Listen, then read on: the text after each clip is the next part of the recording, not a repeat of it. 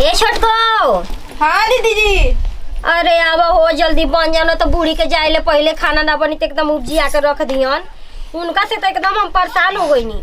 जितने मौत से आदमी नहीं खंडेरा तो उतना उनका ड्यूटी से डर लागता है। देखी तो हेतना चोरा में पानी डालले बनी। क गिलास ह? ई 5 गिलास ह। बढ़िया से बिल्ले हो ना? हाँ देख लो एक बार लोग गए थे खाना में तो कैसे बूढ़ी खाना पटक दे ले जियल मुश्किल कर ले बाड़ी।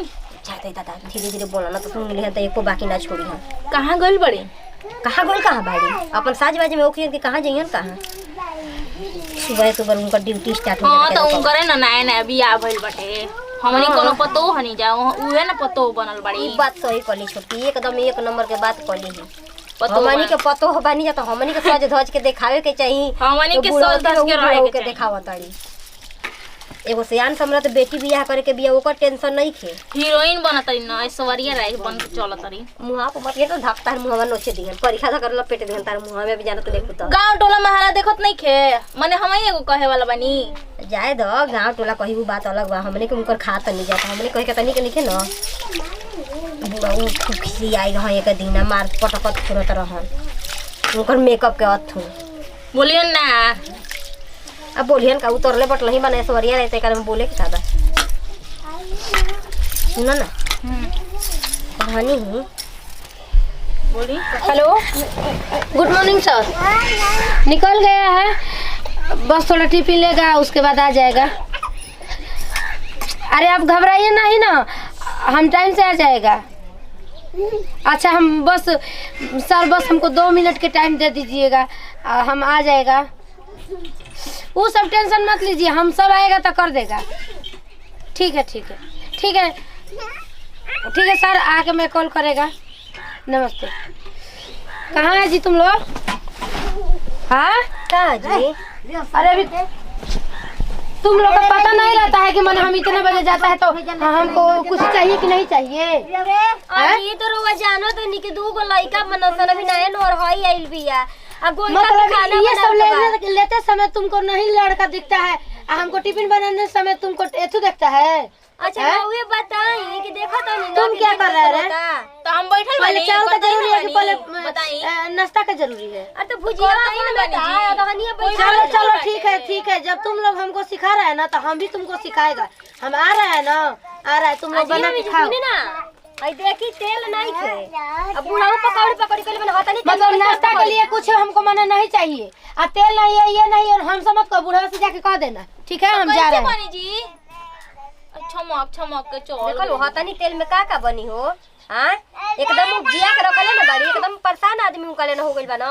पानी में छान रे बाबू आवत है रे वाजी ले ना जइहां नाजी जाते नया नया बाबा खोजे पानी में छान के दे दियो। बताओ ई पड़वन के है तंचो है टेंशन फिक्र नहीं के है भैंस खैला बिना हमारे चिल्लातिया वो सरवन के तो देही में जोरे ना जहिया ले हनी के माई घर में उतर गइली सन अपना माई में लीन हवा जसार मुआवा जे अपना बाप के कतना है बुढ़ौती में खटावत ल जा। एक बार पीछे मुड़ के देखो कि ना देखो। Good morning. मॉर्निंग खड़ा हो कि अब हमहू ऐसा ड्रेस में बैठी गंदा करी का? आही रे बप्पा कितना एकदम है सजल हो ही रे। तो मैंने कोनो गंवार औरत है कि नहीं सजेगा? हाँ तुम्हारे जैसा गोबर पानी करना है मेरे को। जाओ चाय बना के लिया हुआ उतना ही भाषण मत द। हाउ दोनों कहे आया है तुम्हारा बेटी क्या करेगा? बेटी क्या करेगा? ठीक है अपना ख्याल रखना टाइम से खा लेना हम जा रहे हैं। अरे तो हम जाना था तुम्हारा बारे में और कार्यालय में जाके झाड़ू पोछा लगाव तलू ना अमर है सज के जा तलू बुझा के सवरिया रहे बका बका करने से मैंने कोई अच्छा कहेगा का तुमको? हैं चुप रहे आते तोहरा माई का मत मानो हमके पगलावा मत घर में। हमको ना ज्यादा गुस्सा न दिलाइए और हमको टिफिन बना के नहीं दिया है सब तुम्हारे वजह से नहीं दिया है ठीक है। और जब महीना आएगा ना और जब नहीं देगा तो तुम लोग को पता चला देगा टेंशन मत लो। आही रे माई बताओ एकर दिन पर दिन है मन बढ़ल जाता दम है सज के हीरोइन लेखा जाता ना मुआवा बुढ़ावा के घर में हम हो छोड़ देता पढ़वा जवन करे कह करसन अपना माइंड के संगे। इतना सारा आज हमरा के तू दे देले टास्क दे देले बरन मास्टर जी कुछ कहे के ना हम का कर अरे इतना मार मारेंगे ना, इतना मार मारेंगे कि होश में आ जाओगी। हरामी काहे की तुमको नहीं पता कि हम कहाँ जाता है? अपने लड़की के हरामी को तो तुम इका की है हैं? तो हमरो नु लाग गई उधर से पढ़ के आ रहा है तो ये रास्ता में जरूरी है तुमको पढ़ना। देखो तो इनकी का टास्क मिलल हमरा, होश में कर देंगे तबे ना खाना खा लेना। ठीक कहत रहन तारा के क्या कि तुम्हारी मम्मी नु डमरू बन के घूम रही है। सचो में तो डमरू बन के कौन सर जी बोला है? कौन बोला? चल पूछा कौन सर बोला है? कोई नहीं है। तुम अपने मन से बोलेगी सच में, लेकिन अपनी मम्मी की बेटी कर रही है। हम बेइज्जती नहीं ना किए हैं। हाँ वो कर रही थी, तुमको पढ़ा रही है ये सब करने के लिए। अब तू जैसे पढ़ी के घूमो वैसा नहीं गाँव के लोग कही। चलो भागो घर जाओ, खाना खा लेना और कहीं जाना नहीं, ठीक है? 20 रुपया दे ना।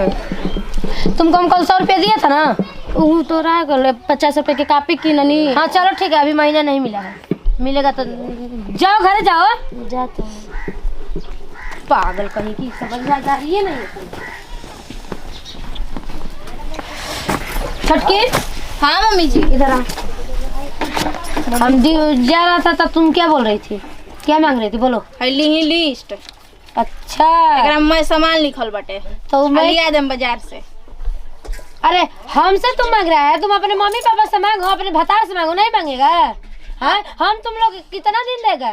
हम अपन ससुरा में आइल बनी, नैहर में नहीं खी के अपन मम्मी पापा से मांगी। अच्छा ये बताओ, ये सामान मांगने के लिए तुम लोग को मने वो हो जा रहा है, हमको टिफिन उपिन के मने टेंशन नहीं रहता है? हाँ कि मम्मी जा रही है स्कूल तो उनको टिफिन चाहिए कि नहीं चाहिए?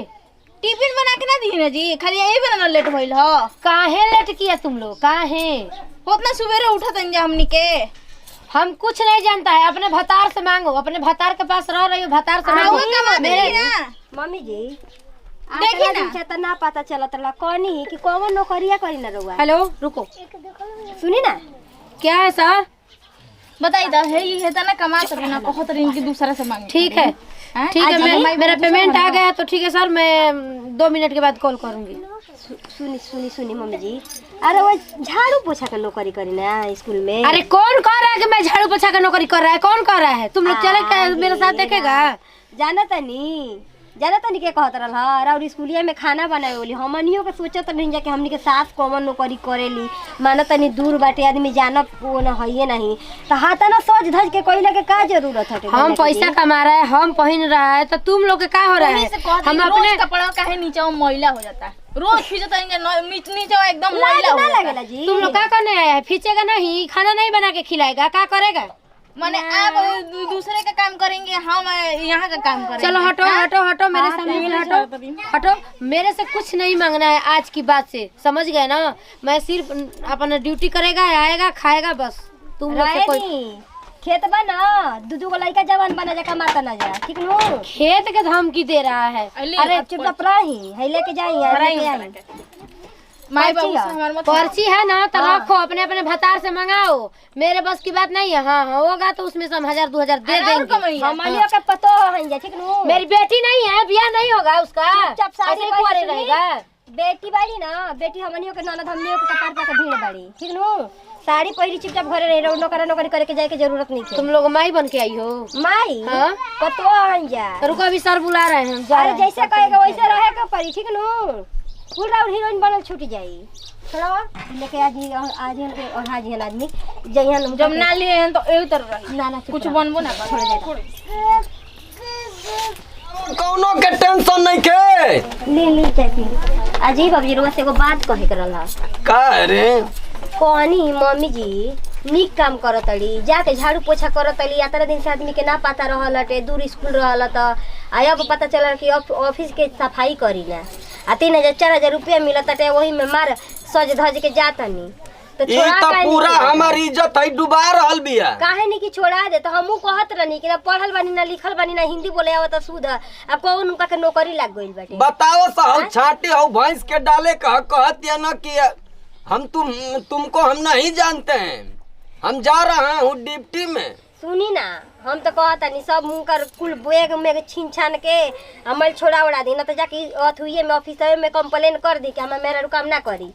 अरे उ झाड़ू पोछा के कौन आता ना है बड़का है नौकरी है करतै ना ना कनी ओ तरह का मारा आदमी 4 लाठी उलट जी हम देखा उनके हम नौकरी छोड़ावत करी हन आदमी रोपनियो सोहनी करी हन तो ओतना कमा ली हन लेकिन ओकरे में बोल के इज्जत बटे झाड़ू पोछा में इज्जत नहीं खे ठीक नु बतावा है इतना है हमारा घर में है पतो है सन होनी के नौकरी 4000 के साड़ी पहनते ना है सन अमार है बन के है दुल्हन है देखावत है बुढ़ौती में ना जेकरा ना हंसे के उहो ना हंसता जी दिमाग नहीं ना बुढ़िया के दिमाग रही ताजी करती है से ना तो है चलो सब तो हनी के घरे हम आज उनकर नौकरी छोड़ा देते हैं नौकरी छोड़ाइए दी नहीं के जरूरी देखो तनी कौन इनकर अफसर आवत हव सा बताओ मरलस की मैं है इज्जत के हमार है धजिया मिला देलस रवा डाटी राउर मेहरा रू ना है हमनी के तो बात नहीं की सुनत हां तो चलो सन हम पगला गेली चाय पी उनकर है नौकरी हम करवावत हैं कितना हीरोइन बनतली ना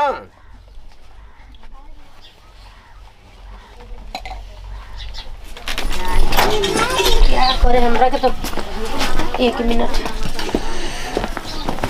कहाँ जा रही हो